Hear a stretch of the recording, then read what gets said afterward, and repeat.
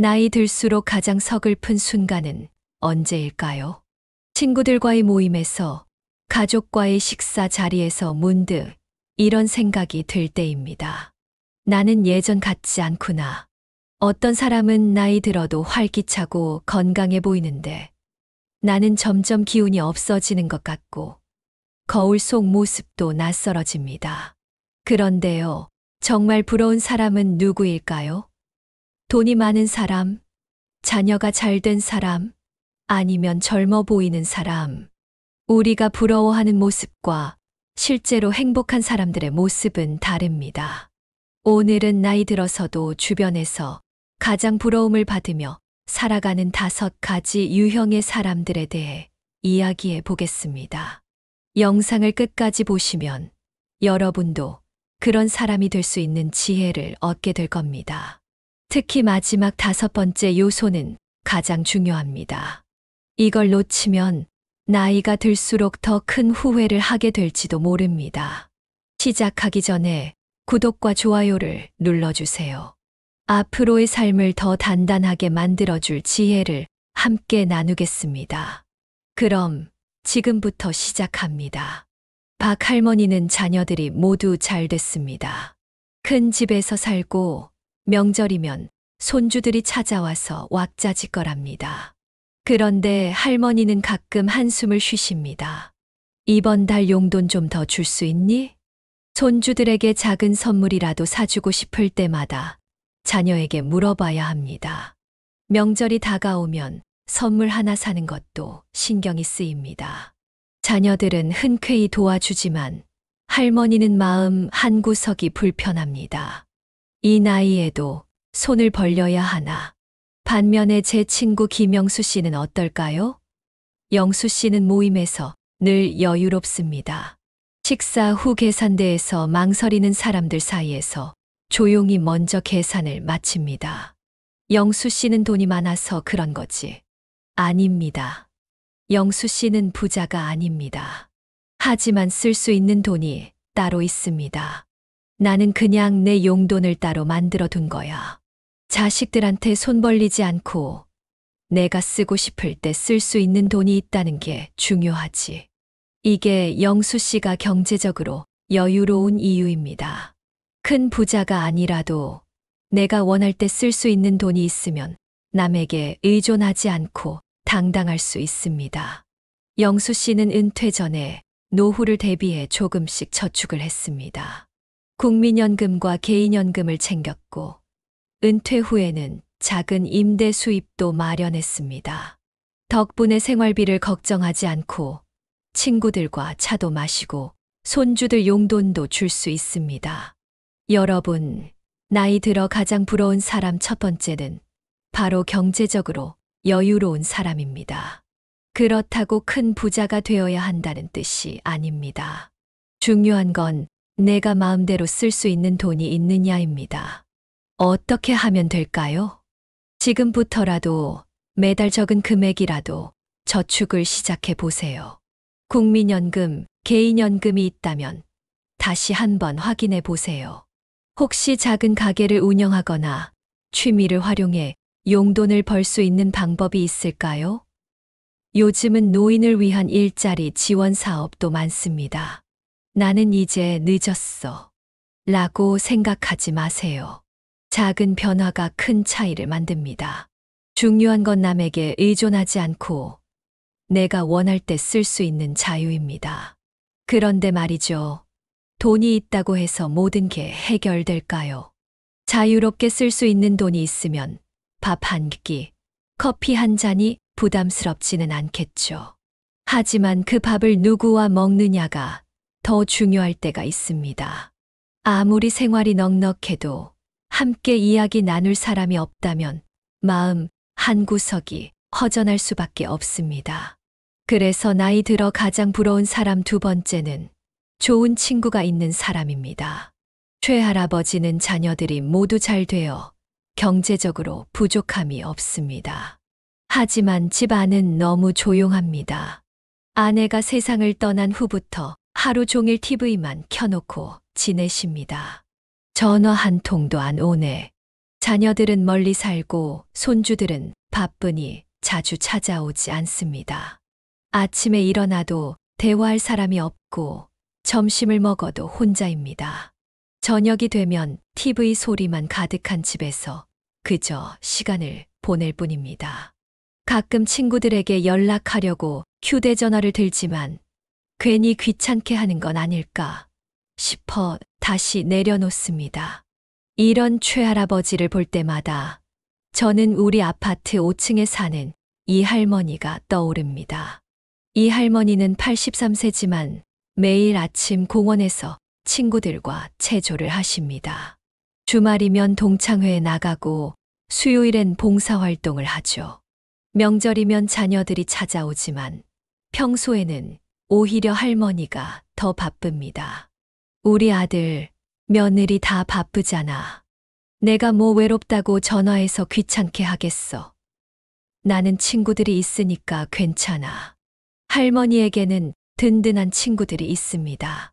서로의 생일을 챙기고 아플 때 병원에 함께 가고 기쁜 일도 힘든 일도 함께 나눕니다. 나이가 들수록 이런 친구가 있다는 게 얼마나 큰 힘이 되는지 모릅니다. 나이가 들면 가족보다 친구가 더 중요할 때가 옵니다. 왜냐고요? 가족은 바쁘면 못 오지만 친구는 만나고 싶어서 찾아오니까요. 가족은 의무감으로 연락하지만 친구는 정말 반가워서 연락하니까요. 무엇보다 친구는 같은 시대를 살아온 사람이기에 고민을 나눌 수 있습니다. 그렇다면 어떻게 하면 좋은 인간관계를 유지할 수 있을까요? 첫째, 새로운 사람들을 만날 용기를 가지세요. 경로당, 복지관, 문화센터에 가보세요. 거기엔 이미 좋은 친구가 될 사람들이 기다리고 있습니다. 둘째, 예전 친구들에게 먼저 연락해 보세요. 오래된 친구일수록 쉽게 편해집니다. 잘 지내? 한마디면 새로운 인연이 시작될 수 있습니다. 셋째, 봉사활동을 해보세요. 누군가를 돕다 보면 자연스럽게 따뜻한 관계가 생깁니다. 사람은 누구나 내가 필요한 존재라는 걸 느낄 때 가장 행복합니다. 나이가 들었다고 친구를 만들 수 없는 건 아닙니다. 오히려 지금이야말로 진짜 친구를 만들 좋은 때입니다. 여러분 곁에는 어떤 친구가 계신가요? 친구가 많으면 늘 활기차고 웃을 일이 많아집니다. 자주 웃고 기분이 좋은 사람들은 젊어 보이기 마련이죠. 그런데 나이가 들면서 이제 다 늙었는데 뭐하러 꿈이나 라고 생각하는 분들도 많습니다. 하지만 정성을 들여 자신을 가꾸는 사람은 더 건강하고 더 당당하게 나이 들어갑니다. 그래서 나이 들어 가장 부러운 사람 세 번째는 젊어 보이는 사람입니다. 송 할머니는 76세이십니다. 그런데 사람들은 종종 80대라고 착각하곤 합니다. 이제 나이도 많은데 꿈이면 뭐해. 그렇게 생각하셔서 늘 같은 옷을 입고 다니고 자세도 구부정합니다. 거울을 보며 한숨을 쉬기도 합니다. 반면 같은 76세인 정 할머니는 어떨까요? 저는 처음에 정 할머니를 보고 60대 초반인 줄 알았습니다. 항상 단정한 옷차림에 허리는 곧게 펴고 걸으시죠. 손톱도 깔끔하게 정리하고 머리도 항상 단정하게 하십니다. 나이는 숫자에 불과해. 내 마음은 아직도 50대야. 그래서 그런지 거울을 봐도 그렇게 늙어 보이지 않더라고. 정 할머니는 매일 아침 스트레칭을 하고 일주일에 3번은 가벼운 걷기 운동을 하신대요. 화장도 옅게 하시고 계절마다 한두 벌씩 옷도 새로 구입하십니다. 여러분, 나이 들어 부러움을 받는 세 번째 유형은 바로 젊어 보이는 사람입니다. 여기서 말하는 젊어 보인다는 것은 단순히 예쁘고 잘생겼다는 뜻이 아닙니다. 자기 관리를 통해 활기차고 건강해 보인다는 뜻이죠. 그럼 어떻게 하면 젊어 보일 수 있을까요? 첫째, 바른 자세를 유지하세요. 허리를 곧게 펴고 걷는 것만으로도 10살은 젊어 보입니다. 구부정한 자세는 나이를 더 들어 보이게 만들 뿐 아니라 실제로 건강에도 좋지 않습니다. 둘째, 피부 관리를 하세요. 비싼 화장품이 필요하지 않습니다. 아침 저녁으로 얼굴을 깨끗이 씻고 보습을 해주는 것만으로도 피부가 달라집니다. 햇볕이 강한 날엔 모자를 쓰거나 가벼운 자외선, 차단제를 바르면 더 좋습니다. 셋째, 옷차림에 신경 쓰세요. 비싼 옷이 아니라 깔끔하고 단정한 옷이 중요합니다. 너무 어두운 색깔만 입기보다는 밝은 색의 옷을 입으면 얼굴이 더 화사해 보입니다. 마지막으로 근력 운동을 하세요. 근육이 있으면 몸도 튼튼하고 자세도 좋아집니다. 나이가 들수록 근육이 줄어들면서 허리도 구부정해지고 걸음걸이가 느려집니다. 그러니 가벼운 근력 운동을 습관화하세요. 외모 관리는 단순한 꾸밈이 아닙니다. 자신감과 건강을 유지하는 방법입니다. 나이가 들어도 자신을 소중히 여기는 마음, 그게 바로 젊음의 비결입니다. 젊어 보이는 사람은 외모만 가꾸는 것이 아닙니다. 마음가짐도 젊기 때문입니다. 새로운 것을 배우고 변화를 받아들이는 태도가 바로 젊음의 핵심입니다. 그런데요, 나이가 들었다고 해서 새로운 걸 배우지 않으려는 분들도 많습니다. 하지만 세상은 계속 변하고 있고 그 변화를 받아들이는 사람은 더 활기차게 살아갑니다. 그래서 나이 들어 가장 부러운 사람, 네 번째는 긍정적인 마인드를 가진 사람입니다. 우리 동네 박 할아버지를 소개할게요. 박 할아버지는 78세인데 작년에 스마트폰 사용법을 배우기 시작했습니다. 처음에는 손가락이 굳어서 터치도 잘 안 되고 버튼을 눌러도 작고 엉뚱한 화면이 나왔습니다. 그런데도 포기하지 않으셨어요. 난 늙었다고 새로운 걸 못 배운다는 말은 믿지 않아. 내 손자가 해외여행 가서 보내준 사진을 내가 직접 볼 수 있다는 게 얼마나 좋은데. 매일 조금씩 연습한 끝에 이제는 카카오톡으로 손주들과 대화하고 유튜브로 좋아하는 노래도 들으십니다. 작년에 내가 스마트폰을 배웠으니까 올해는 인터넷 뱅킹까지 해볼 생각이야. 박 할아버지는 계속 도전하고 배우는 중입니다. 반면 같은 또래의 최 할아버지는 어떨까요? 나이 든 사람이 그런 거 배워서 뭐해. 어차피 곧 죽을 텐데. 이런 말을 자주 하십니다. 스마트폰도 배우지 않으시고 사람들과 어울리지도 않으십니다. 하루 종일 TV만 보며 시간을 보내십니다. 시간이 흐를수록 박 할아버지는 더 활기차고 젊어 보이고 최 할아버지는 점점 더 무기력해지셨습니다. 여러분, 나이 들어 부러움을 받는 네 번째 유형은 바로 긍정적인 마인드를 가진 사람입니다. 생각이 젊은 사람이 실제로 더 건강하고 행복합니다. 연구 결과에 따르면 긍정적인 생각을 가진 노인은 그렇지 않은 노인보다 평균 7.5년 더 오래 산다고 합니다. 그렇다면 어떻게 하면 긍정적인 마인드를 유지할 수 있을까요? 첫째, 작은 변화를 시도해 보세요. 새로운 도전이 꼭 거창할 필요는 없습니다. 스마트폰을 배우는 것도 좋고 새로운 책을 읽어보는 것도 좋은 시작입니다. 매일 같은 길을 걷는 대신 한 블록만 돌아서 가도 뇌에 새로운 자극이 됩니다. 둘째, 작은 성취를 쌓아가세요. 오늘 10분 걸었으면 내일은 11분 걸어보기. 오늘은 새로운 사람에게 먼저 인사해보기. 이런 작은 성공들이 쌓이면 자신감도 커지고 새로운 도전에 대한 두려움도 사라집니다. 셋째, 감사한 일들을 찾아보세요. 하루가 끝날 때 오늘 있었던 좋은 일 3가지를 떠올려 보세요. 오늘 날씨가 좋아서 기분이 좋았다. 시장 갔는데 반가운 사람을 만났다. 손주한테 전화가 왔다. 이런 사소한 것들이 모이면 하루하루가 더 의미 있어집니다.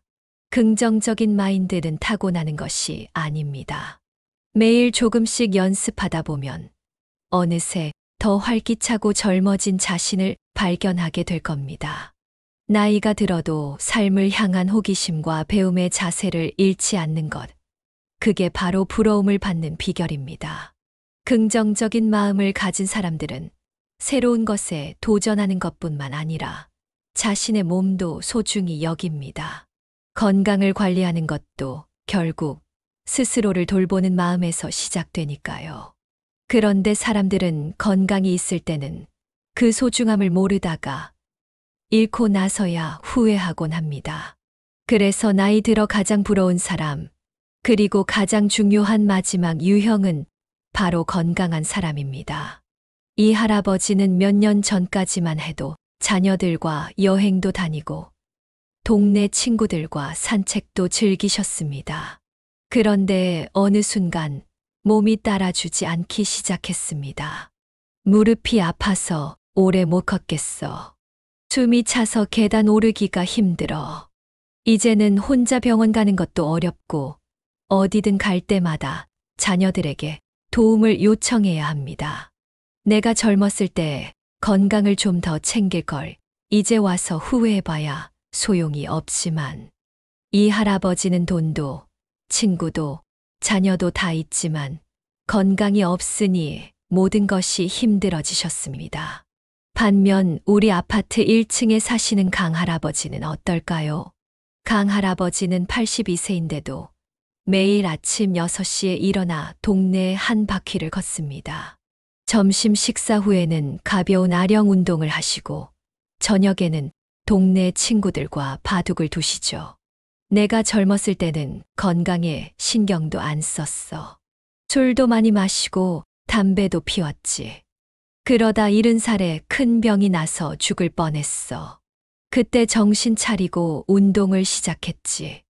늦게라도 시작하니까 몸이 달라지더라고. 강 할아버지는 이제 손주들과 함께 여행도 다니고 친구들과 등산도 가십니다. 병원비 걱정 없이 자유롭게 생활하시죠. 여러분, 나이 들어 가장 부러움을 받는 5번째, 그리고 가장 중요한 유형은 바로 건강한 사람입니다. 하버드 의과대학 연구에 따르면 운동을 꾸준히 한 노인은 그렇지 않은 노인보다 평균 7년 더 산다고 합니다. 또 국민건강보험공단 자료에 따르면 노년기에 근육량이 높은 사람은 병원비 지출이 40%나 적다고 합니다. 그렇다면 어떻게 하면 건강을 유지할 수 있을까요? 첫째, 하루 30분만 걸어도 몸이 달라집니다. 운동할 시간이 없어. 이런 생각이 드신다면 멀리 갈 필요 없습니다. 집 근처를 가볍게 한 바퀴만 돌아보세요. 엘리베이터 대신 계단을 한 층만 걸어보는 것도 좋은 시작입니다. 둘째, 근육이 자산입니다. 나이가 들수록 근육이 줄어들면 허리도 구부정해지고 걸음도 느려집니다. 무거운 기구를 들 필요는 없습니다. 의자에 앉았다가 일어나는 동작을 10번만 해보세요. 이 간단한 운동만 꾸준히 해도 다리 힘이 유지됩니다. 셋째, 정기건강검진을 꼭 받으세요. 몸이 아파야만 병원에 가는 것이 아닙니다. 문제가 생기기 전에 미리 검진을 받으면 더 큰 병을 막을 수 있습니다. 여러분, 아무리 돈이 많고 친구가 많고 젊어 보이고 긍정적이라도 건강이 없으면 아무것도 즐길 수 없습니다. 건강이야말로 모든 행복의 기본입니다. 여러분, 오늘 나이 들어 부러움을 받는 5가지 유형의 사람들에 대해 이야기해 보았습니다. 경제적으로 여유 있는 사람, 인간관계가 좋은 사람, 젊어 보이는 사람, 긍정적인 마인드를 가진 사람, 그리고 가장 중요한 건강한 사람. 여러분은 어떤 모습으로 나이 들고 싶으신가요? 모든 걸 완벽하게 갖추기는 어렵겠지만 오늘부터 작은 변화를 시작하는 것은 누구나 할 수 있습니다. 돈이 많지 않아도 괜찮습니다. 자녀가 크게 성공하지 않아도 괜찮습니다. 하지만 행복한 노년을 위해 스스로 준비하는 지혜는 꼭 필요합니다. 그럼 지금 여러분이 할 수 있는 가장 작은 변화는 무엇인가요? 오늘 10분 더 걸어보기. 오랜 친구에게 전화 한 통 하기. 아니면 거울 앞에서 허리를 펴고 미소 짓기. 작은 실천이 쌓이면 여러분의 노후는 분명 더 단단해질 겁니다. 여러분의 행복한 노년을 응원합니다.